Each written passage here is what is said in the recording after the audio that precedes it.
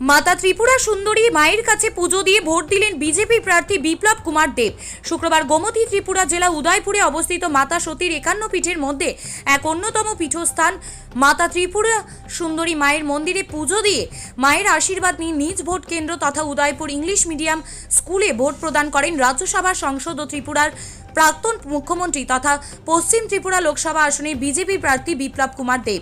Vote প্রদান করার পর সংবাদ মাধ্যমের মুখোমুখি হয়ে বিজেপি প্রার্থী বিপ্লব কুমার দেব বললেন, পশ্চিম ও পূর্ব ত্রিপুরা দুই আসনে ভারতীয় জনতা পার্টির প্রার্থীদের বিপুল সংখ্যক ভোটের ব্যবধানে জয় হবে। বাম কংগ্রেস জোটকে ত্রিপুরার মানুষ মেনে নিতে পারেননি, তাই বাম কংগ্রেসকে ভোট দেবেন না ত্রিপুরার মানুষ।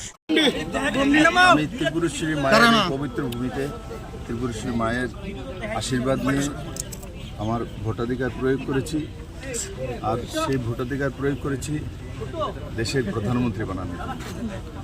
আর আমি আশা করি সমস্ত ত্রিপুরাবাসী একযোগে বেরিয়ে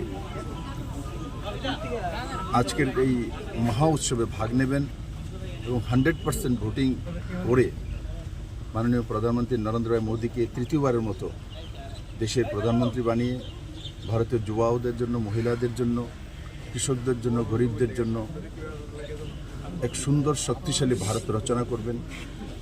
আমার পূর্ণ বিশ্বাস যে ত্রিপুরার সমস্ত জনসাধারণ ওই দিশাতে নিজের মতাধিকার প্রয়োগ করবে এবং এক সুন্দর শক্তিশালী ত্রিপুরা বানানোর স্বপ্নকে সাকার করবে।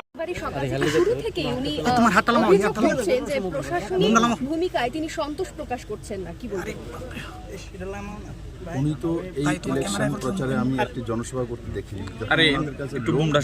মানুষ সাপোর্ট করছে না। কংগ্রেস সিপিএম এর যে অনৈতিক জোট, ত্রিপুরাতে 50 বছর যাবৎ এরাই সত্তাধারী বিরোধী পার্টি হয়ে মানুষকে লুটতরাজ থেকে, লুণ্ঠন থেকে সব কিছু করেছে। এরা গণবর্জিত মানুষ যখন মানুষের সাথ পায় না, তখন বসে বসে সেই উৎসবের দিনকেও বদনাম করতে চায়। তারই বহিঃপ্রকাশ, ফার্স্টেশনের বহিঃপ্রকাশ।